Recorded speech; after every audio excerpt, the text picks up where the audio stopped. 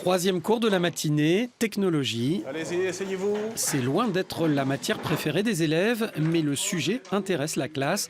Les réglages tracteur-charrue. On va faire un triangle. En fait, on va appliquer tout simplement Pythagore à l'attelage du tracteur. On est sur un triangle. On va donc vérifier que l'hypoténuse correspond à la somme des deux autres. Ces élèves sont en première, ils préparent un bac professionnel agroéquipement. Ils ne sont pas plus de 24 par classe et des effectifs dédoublés chaque fois que c'est possible. Tout tracteur doit avoir au moins 20% de son poids vide sur l'essieu avant quand on va être en déplacement routier, pour des raisons évidemment de sécurité. Les professeurs sont des formateurs, ils sont 6 pour 110 élèves environ. Ils sont polyvalents et passent toute la journée dans la maison familiale et rurale. Après la théorie, la pratique, les élèves passent à l'atelier. On va regarder la pression des pneumatiques arrière, puisque ce sont les pneus qui sont les plus sollicités. Actuellement, on est une barre 4. Un bar 4, donc on est un petit peu élevé par rapport au travail que l'on doit faire. L'établissement accueille les élèves de la 4e jusqu'à la terminale et l'enseignement se fait en alternance, une moitié du temps à l'école, une autre consacrée au stage en entreprise. C'est cette formule qui a convaincu Nicolas, il est arrivé ici en 3e. D'être sur le terrain, on apprend plus de choses, moins de cours, mais et puis plus de matières techniques aussi. Donc c'est plus intéressant que les matières générales. À Limoise, 6 diplômes peuvent être préparés depuis le brevet des collèges jusqu'au bac dans 2 filières, gestion d'exploitation et agroéquipement. Conduite d'engins, entretien et réparation, un programme qui a séduit l'autre Nicolas du groupe. Lui non plus n'aimait pas beaucoup l'école. Ici, déjà, on parle du métier, puis on va sur le terrain avec les stages. Et puis on a plus de connaissances quand on sort de l'école, vu qu'on y a vu en vrai, c'est du concret. À l'origine des maisons familiales et rurales, un agriculteur qui avait 5 fils. Nous sommes en 1937.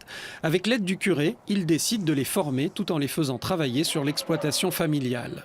Aujourd'hui, plus rien de religieux. Les programmes sont ceux de l'éducation nationale. Les formations vont jusqu'après le bac. Les structures dépendent du ministère de l'Agriculture et elles sont gérées par des associations de parents d'élèves. Ils sont mieux formés que des élèves qui sortent d'un lycée agricole classique avec une formation temps plein. En tout cas, c'est le retour qu'on a des employeurs. Nos jeunes, quand ils sortent, généralement, donc, ils ont fait 2, 3, 4 ans d'alternance, 4 ans de stage. Ils ont déjà une bonne expérience professionnelle. Et l'expérience montre que leur insertion professionnelle est très bonne. Aujourd'hui, on a des taux d'insertion de jeunes qui sortent de bac pro de plus de 90%. Il existe désormais 500 maisons familiales et rurales en France, 1200 dans le monde. Une autre des particularités, c'est que les élèves sont internes et vivent toute la semaine ensemble. Point central, la maison du maître où se déroulent les repas.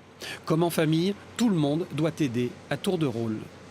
Je pense que dans un collège classique, je pense qu'il y a la cuisine d'un côté, les profs de l'autre, qu'ici tout le monde se mélange assez simplement.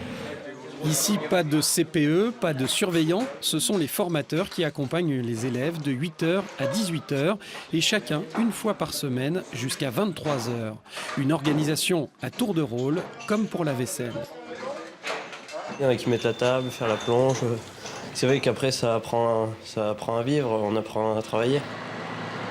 À quelques kilomètres de là, Hortense, en terminale conduite et gestion d'une exploitation agricole, rend visite à Baptiste de Fressanges.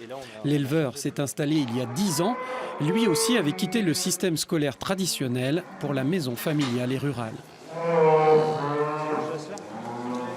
Aujourd'hui, un élève avec un niveau BTS qui sort d'une maison familiale, il a fait de l'alternance pendant 8 ans. C'est conduire un tracteur, c'est faire des traitements à des animaux, connaît certaines règles environnementales, connaît les choses qu'on a droit, qu'on n'a pas le droit de faire, etc.